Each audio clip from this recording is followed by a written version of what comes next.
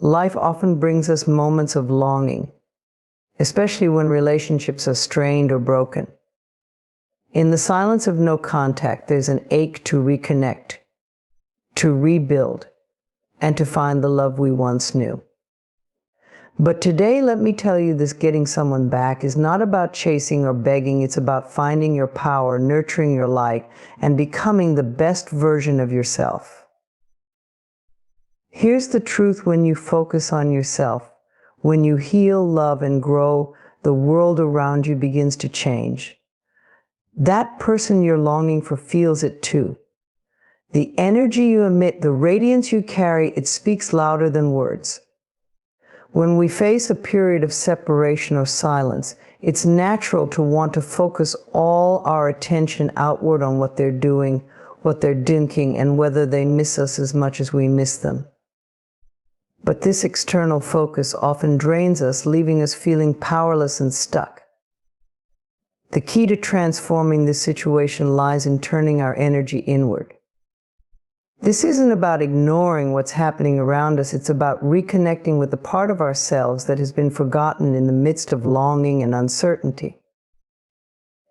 When you redirect your energy inward, you are choosing to prioritize yourself. This isn't selfish, it's essential. The time and energy you've spent wondering about someone else's thoughts or actions can now be invested in understanding your own. Begin by asking yourself the questions that truly matter. What do I need right now? What am I feeling in this moment? These questions are not meant to judge or criticize you, but to bring clarity to your emotional state. Often, in the stillness of these answers, we discover that we've been neglecting our own needs in the pursuit of external validation. Turning inward starts with acknowledging your emotions without fear. Maybe you're feeling hurt, abandoned, or unsure of what the future holds. These feelings are not weaknesses, they are signals, pointing to areas within that need attention and care. Sit with these emotions. Allow yourself to feel them fully without rushing to suppress or fix them. This process of honoring your feelings can be deeply uncomfortable, but it is also profoundly healing. You are giving yourself permission to grieve, to process, and to begin letting go of the emotional weight that has been holding you back. As you dive deeper into yourself, you may notice the stories you've been telling yourself about the situation. Perhaps you've convinced yourself that you're not enough, that you did something wrong, or that things will never improve. These narratives can be powerful, but they are not truths. Take a moment to challenge them. Ask yourself, is this thought helping me, or is it keeping me stuck? When you turn inward, you have the opportunity to rewrite the stories you've been living by. Replace self-doubt with self-compassion, blame with understanding, and fear with trust in your ability to grow through this experience. This inward journey also includes caring for your physical and mental well-being. Think about how you've been treating yourself lately. Have you been neglecting your health or pushing your needs aside? Now is the time to reconnect with your body and mind. Small acts of self-care can have a profound impact. Take a walk in nature, breathe deeply, and allow yourself to feel grounded. Nourish your body with wholesome food and rest when you need it. These simple actions remind you that you are deserving of care and attention, regardless of what is happening in your relationships.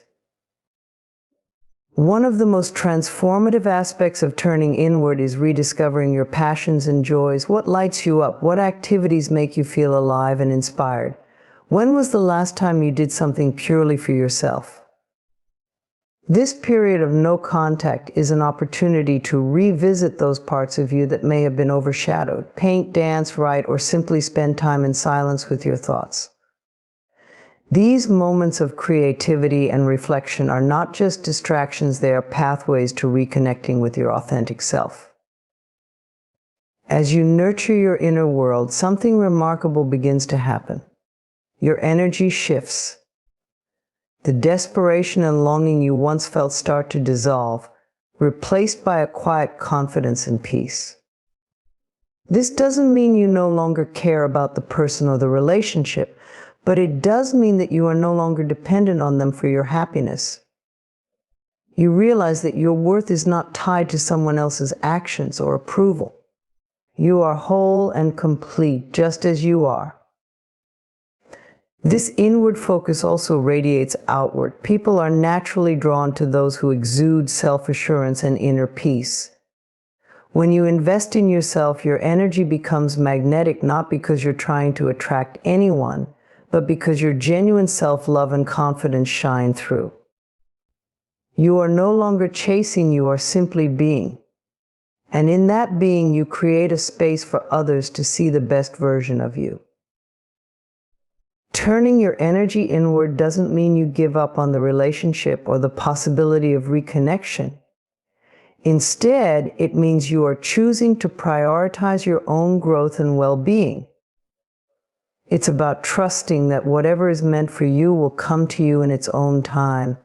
And in the meantime, you are building a foundation of strength and self-respect. This journey inward is not always easy, but it is always worth it. Every step you take toward yourself is a step toward healing, empowerment, and love. The love you seek from others begins within you. And when you embrace this truth, you create a life that feels full and abundant, whether or not anyone else is a part of it. This is your time to come home to yourself.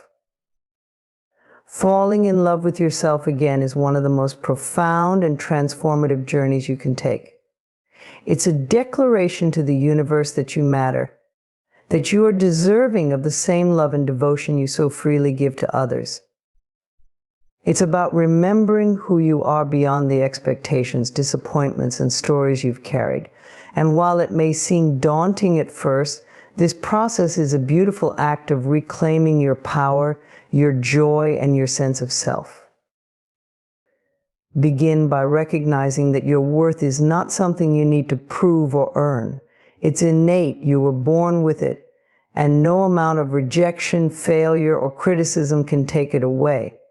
Yet somewhere along the way, you may have forgotten this truth. Perhaps you allowed the opinions of others to shape how you see yourself, or maybe you placed your value in accomplishments, relationships, or external validation. But now is the time to let go of those old patterns and rediscover the unshakable foundation of your self-worth. To fall in love with yourself again, start by treating yourself the way you would treat someone you adore. Think about how you show love to others. You listen to them, support them, and celebrate their achievements. You forgive their mistakes and encourage them to keep going. Now imagine offering that same level of care and compassion to yourself. Speak to yourself kindly, both in your thoughts and out loud. Replace self-criticism with words of encouragement. If you catch yourself thinking, "I'm not good enough," pause and reframe it, "I am doing my best," and that is enough. One of the most powerful ways to nurture self-love is through acts of self-care. Self-care is not just about indulgence, it's about prioritizing your well-being in every aspect of your life.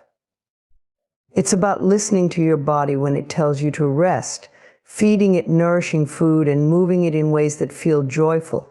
It's also about creating emotional and mental space for yourself, setting boundaries with others when necessary, and making time for solitude and reflection.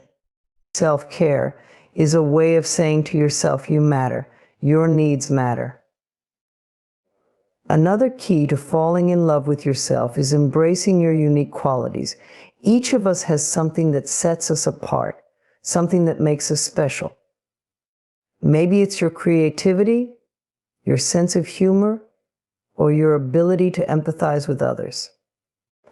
Whatever it is, honor it. Stop comparing yourself to others because your journey is yours alone.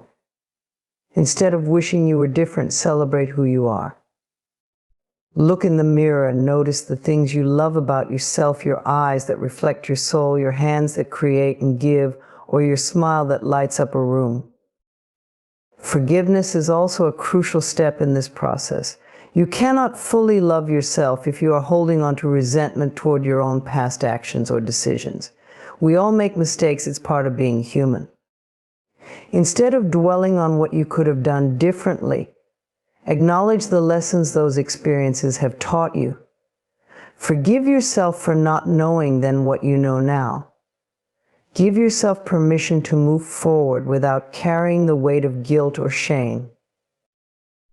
As you nurture this self-love, make time to reconnect with the things that bring you joy.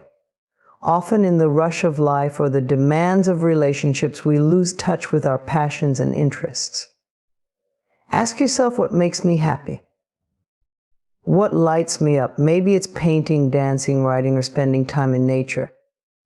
Whatever it is, make space for it in your life. These moments of joy remind you of who you are and bring you back to yourself. Gratitude can also play a significant role in falling in love with yourself again. Start a daily practice of appreciating yourself. Write down 3 things you're proud of or grateful for about yourself each day. They don't have to be big, even small acts of kindness or courage are worth celebrating. Over time, this practice shifts your focus from what you perceive as lacking to what you already have and who you already are. Remember, falling in love with yourself is not about perfection. It's not about fixing all your flaws or achieving some ideal version of yourself. It's about embracing the entirety of who you are, your strengths and vulnerabilities, your successes and failures. It's about seeing yourself as worthy of love simply because you exist. When you fall in love with yourself, you create a solid foundation for all other relationships in your life. You no longer seek validation from others because you already know your worth. You attract people and experiences that align with the love and respect you have for yourself. Most importantly, you find peace within, knowing that you are your own greatest source of love. This journey is ongoing, and there will be days when it feels challenging. But with each step you take, you come closer to the profound realization that you are, and always have been, enough. Falling in love with yourself is not just a gift you give yourself, it's a gift to the world. Because when you love yourself, you radiate a light that inspires others to do the same. And that light has the power to transform everything it touches. Letting go of the outcome is an act of liberation.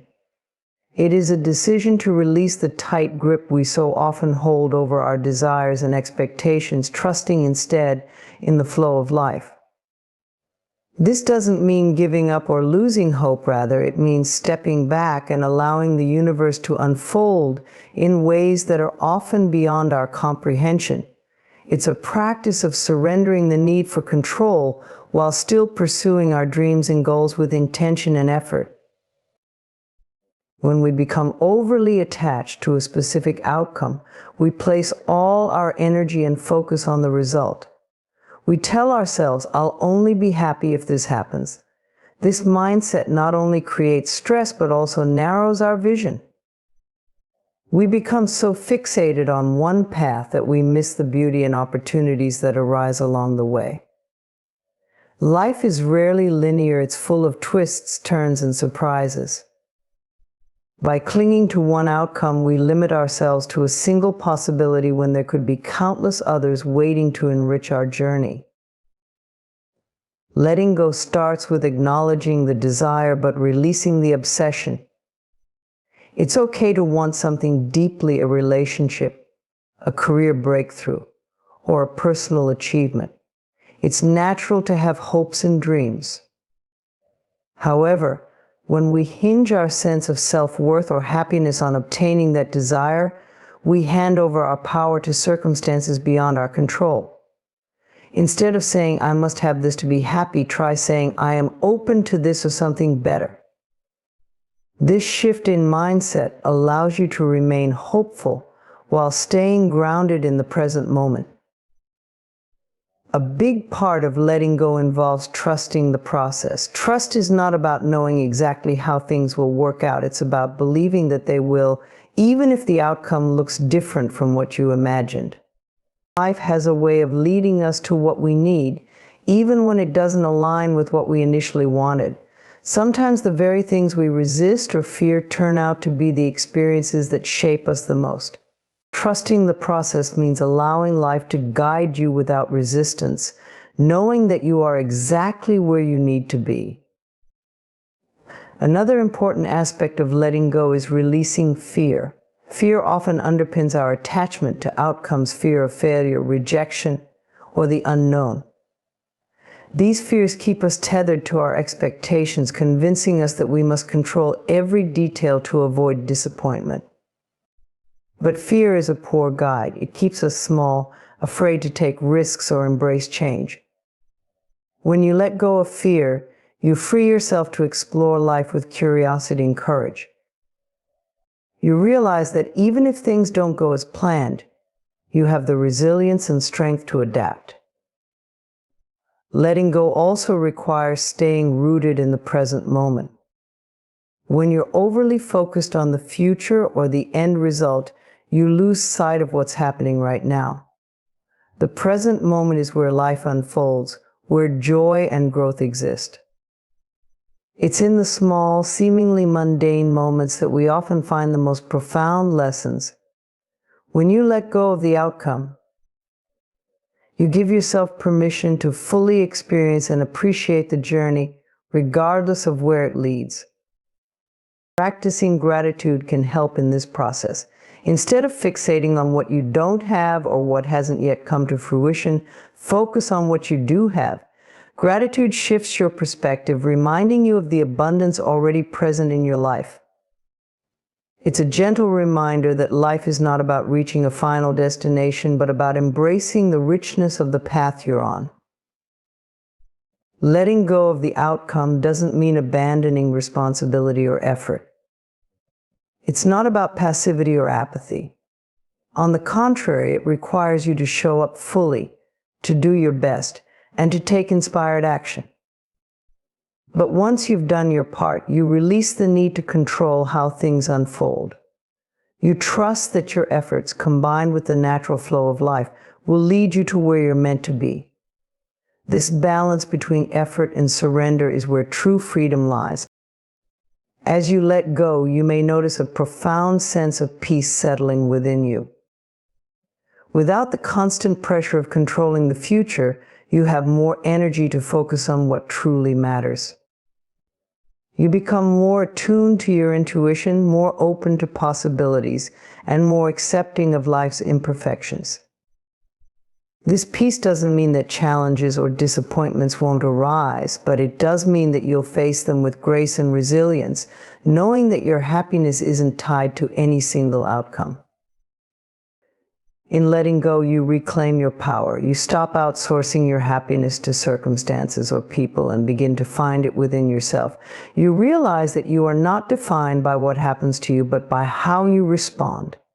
Life becomes less about chasing and more about being present, being open, and being true to yourself. This practice of letting go is a gift you give to yourself. It allows you to live with less stress and more joy, less fear and more freedom. It's a reminder that life's greatest rewards often come when we least expect them, in ways we could never have planned. By letting go of the outcome, you open the door to infinite possibilities, allowing life to surprise and delight you in ways you never imagined. Focusing on growth instead of fixing is one of the most transformative shifts you can make in your life. It means seeing yourself as a work in progress, not a problem to be solved. It's a mindset that encourages curiosity, resilience, and self-compassion, inviting you to embrace every part of yourself, your strengths, weaknesses, and everything in between as essential components of your journey. When you stop trying to fix yourself and start focusing on growth, you open the door to a deeper understanding of who you are and who you are becoming. Too often, people get trapped in the cycle of self-criticism, believing that they need to fix what they perceive as broken or wrong within themselves. This mindset comes from a place of lack, where you focus on what you believe is missing instead of appreciating what you already have. When you view yourself through this lens, it's easy to feel like you're never enough, no matter how much you achieve or how hard you try. But the truth is, you are not broken, and there is nothing to fix. You are whole and complete as you are right now, even as you strive for more. Growth is not about perfection, it's about progress. It's about taking small, consistent steps toward becoming the best version of yourself. This shift in perspective allows you to see challenges as opportunities for learning rather than as evidence of failure. Instead of asking, "What's wrong with me?" ask yourself, "What can I learn from this?" Each experience, whether joyful or painful, holds a lesson that can help you grow. When you focus on growth, you start to see setbacks as stepping stones, not stumbling blocks. A growth-oriented mindset requires self-compassion. When you're constantly trying to fix yourself, you're often harsh and critical, pointing out your flaws and judging yourself for not being better, but growth thrives in an environment of kindness and acceptance. Be gentle with yourself as you navigate life's ups and downs. Acknowledge your efforts, celebrate your wins no matter how small, and forgive yourself for mistakes. Remember, growth is a journey, not a destination. There's no rush, and there's no finish line. One of the most powerful ways to focus on growth is to shift your attention to your strengths. Instead of dwelling on what you believe is wrong with you, look at what you're good at. What are your natural talents? What qualities do others admire in you? By building on your strengths, you create a foundation of confidence and resilience that supports your growth in other areas. This doesn't mean ignoring your challenges, but approaching them from a place of empowerment rather than deficiency. Focusing on growth also means being open to change. Growth requires stepping outside your comfort zone and embracing the unknown. It means taking risks, trying new things, and being willing to fail.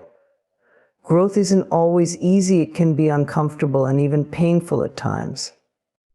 But it's in those moments of discomfort that you expand your capacity for resilience and strength. Each time you face a fear or overcome an obstacle, you prove to yourself that you are capable of more than you thought. Another key aspect of focusing on growth is practicing patience. Growth doesn't happen overnight, and it's rarely a linear process. There will be moments of progress and moments of stagnation, times when you feel like you're moving forward and times when it feels like you're standing still. Trust the process. Just as a seed takes time to grow into a tree, your personal growth unfolds at its own pace. Be patient with yourself and with the journey. Gratitude is a powerful tool for fostering growth.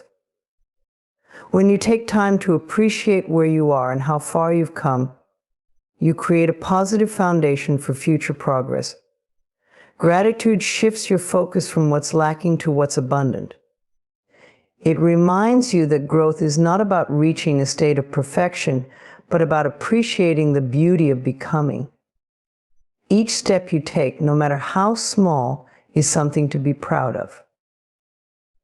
A growth-focused mindset also involves setting meaningful goals. These aren't about fixing what's wrong with you, but about creating a vision for the life you want to build. What excites you? What inspires you? Use these questions as your guide. Set goals that challenge you to stretch and evolve, but make sure they come from a place of self-love rather than self-criticism. Let your goals be a reflection of your desire to grow, not a measure of your worth. Lastly, surround yourself with people who support your growth. Seek out relationships that encourage you to be your authentic self and challenge you to keep growing. Let go of connections that make you feel small or unworthy.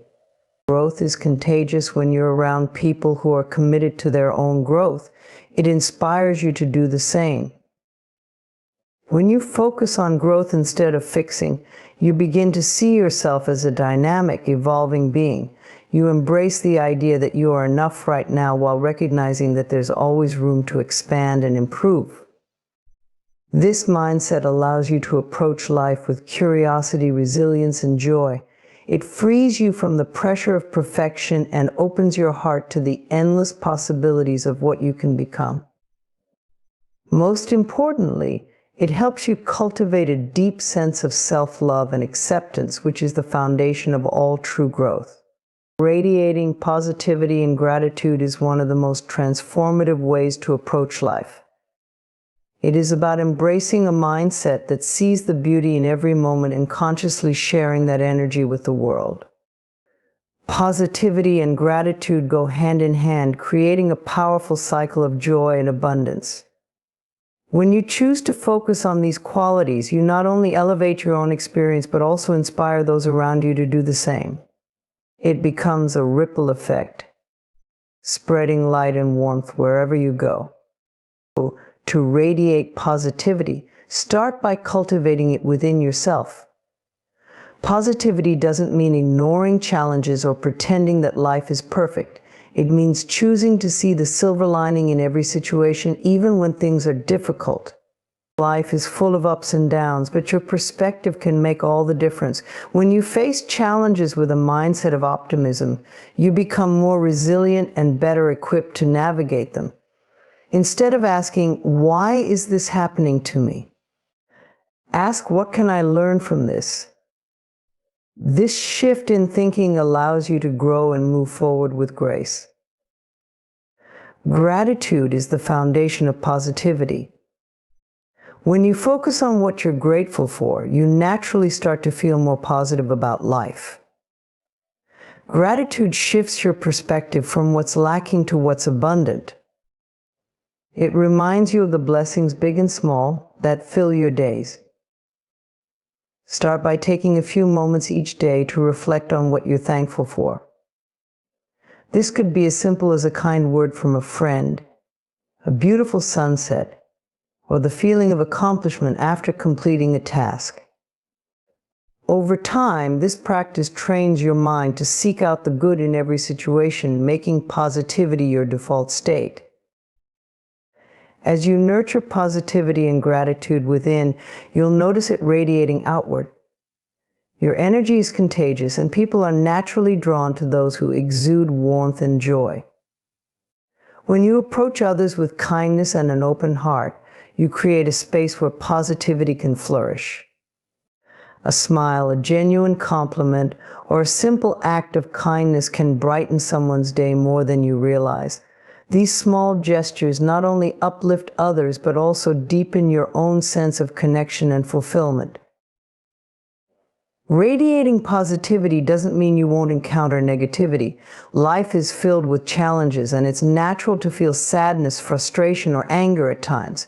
However, positivity is not about denying these emotions. It's about acknowledging them and choosing not to dwell in them. When negativity arises, recognize it, process it, and then let it go. Focus instead on what you can control: your attitude, your actions, and your perspective. This practice helps you stay grounded in your positive energy, even in the face of adversity. Gratitude amplifies this process by keeping you rooted in the present moment. So often we get caught up in worrying about the future or dwelling on the past, which can drain our energy and make it harder to stay positive. Gratitude brings you back to the here and now, reminding you of the abundance that exists in this moment. It helps you appreciate life as it is, rather than constantly striving for what it could be. When you're grounded in gratitude, even life's simplest pleasures take on new meaning and significance. And to truly radiate positivity and gratitude, make it a daily practice. Start your day by setting an intention to be positive and grateful. This could be as simple as saying, "Today I choose to focus on the good." Throughout the day, look for opportunities to express your gratitude, whether through words, actions, or silent reflection. End your day by reflecting on the moments that brought you joy or taught you a valuable lesson. This consistent practice creates a powerful habit of positivity and gratitude that becomes second nature over time. It's also important to surround yourself with positivity. Seek out people, environments, and activities that uplift and inspire you. Engage in conversations that encourage growth and optimism. Limit your exposure to negativity, whether it's from the news, social media, or certain relationships. While you can't always avoid negativity entirely, you can choose how much space you allow it to occupy in your life. Protecting your energy in this way ensures that your positivity and gratitude remain strong. Radiating positivity and gratitude is not just about what you do, but also about who you are. It's about embodying the qualities of kindness, compassion, and hope. It's about being a light in the lives of others, even when your own path feels uncertain. When you live with this mindset, you become a source of inspiration and healing, creating a ripple effect that touches everyone you encounter. Over time, you'll notice how this practice transforms your life. You'll feel more connected to yourself, others, and the world around you. You'll find joy in the little things and strength in the face of challenges. You'll realize that positivity and gratitude are not just emotions, but a way of being, a way of seeing the world through a lens of love and abundance. Ultimately, radiating positivity and gratitude is a choice you make each day. It's a commitment to focus on the good, to appreciate what you have, and to share that energy with others. It's about trusting that even in the midst of difficulties, there is always something to be thankful for, and always a reason to smile. By living this way, you create a life filled with meaning, connection, and endless possibilities. And in doing so, you not only transform your own experience, but also inspire others to do the same. Trusting divine timing is an act of faith and surrender, a profound understanding that everything in life unfolds exactly as it is meant to. It requires patience, humility, and a willingness to let go of the need for control. When you trust divine timing, you align yourself with the natural flow of the universe, knowing that life's events, no matter how random or chaotic they may seem, are orchestrated with purpose and precision. In a world where instant gratification has become the norm, trusting divine timing can feel counterintuitive. We are conditioned to believe that we must constantly push, plan, and strive to achieve our goals. While effort and ambition are important, they often lead us to overlook the value of stillness, reflection, and faith. Divine timing reminds us that some things are beyond our control and that life has a rhythm and pace of its own. It invites us to trust that what is meant for us will not pass us by. One of the greatest challenges in trusting divine timing is letting go of the need to know how and when things will happen. We often create timelines for ourselves, expecting certain milestones to occur by specific ages or under particular circumstances. When life doesn't go according to plan, it's easy to feel frustrated, disappointed, or even lost. But divine timing asks us to release these expectations and trust that delays, detours, and even disappointments are part of a greater plan. These moments are not punishments, but opportunities for growth, preparation, and alignment. Every delay holds a lesson. Sometimes the timing isn't right because you are not yet ready to receive what you desire. There may be inner work to do, wisdom to gain, or experiences to have before you can fully appreciate and embrace what is meant for you. Other times the timing isn't right because the universe is aligning circumstances, people, and events in ways that you cannot yet see. Trusting divine timing means believing that these unseen forces are working in your favor, even when the evidence isn't immediately clear. Patience is a vital part of this process. Trusting divine timing doesn't mean sitting idly and waiting for life to happen to you. It means taking inspired action while remaining open to the idea that the outcome may look different than you imagined. It's about planting seeds and nurturing them, knowing that they will bloom when the time is right. Patience teaches you to appreciate the journey rather than fixating solely on the destination. It allows you to savor the present moment and find peace in the uncertainty of what lies ahead. Faith is another cornerstone of trusting divine timing. Faith is the belief that there is a higher power, a universal intelligence guiding your path. It's the quiet knowing that you are supported, loved, and cared for even in moments of doubt or struggle. Faith doesn't require proof, it requires trust. When you lean into faith, you release the need to micromanage your life and instead allow the universe to unfold its plan. This trust creates a sense of calm and resilience, helping you navigate challenges with grace. Gratitude is also a powerful companion in trusting divine timing. When you focus on what you have rather than what you lack, you cultivate an abundant mindset. Gratitude shifts your perspective, reminding you that every moment, even the difficult ones, carries a blessing. It helps you see delays as opportunities for reflection, growth, and self-discovery. Gratitude transforms waiting into a sacred act, a time to appreciate the beauty of where you are, while trusting in the promise of what's to come. Trusting divine timing requires self-awareness and mindfulness.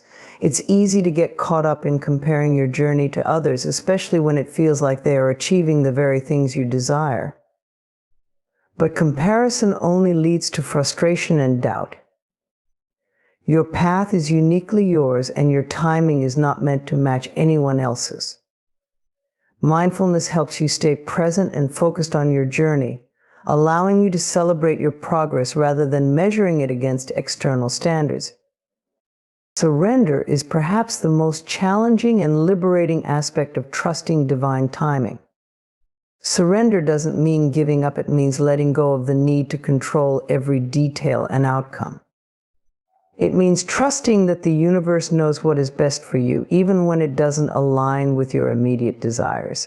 Surrender is an act of courage and humility, a recognition that life's mysteries are not always meant to be understood but experienced.